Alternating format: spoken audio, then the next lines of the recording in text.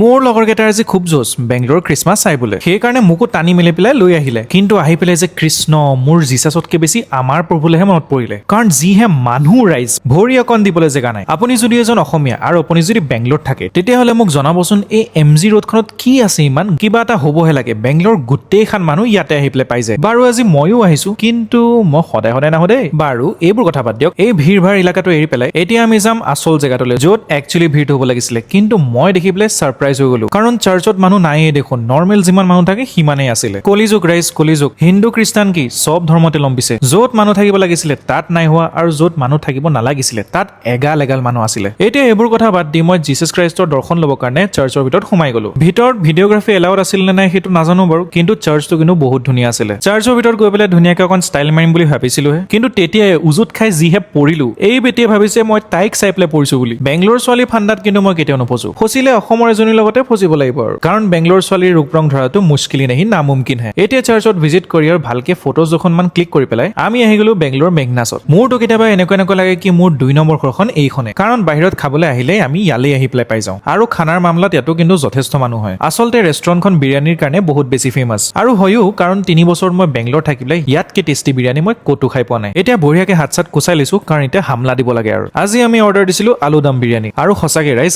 কি মজা আছিল খাবলৈ একদম পেচা ৱাসুল এতিয়া খাই বৈ ফাইনেলি ৰুম যাওঁ আৰু দিয়ক পিছে আজি ভিডিঅ'টো ইমান আছিলে সো লগ পাম নেক্সট ভিডিঅ'ত তেতিয়ালৈকে বাই বাই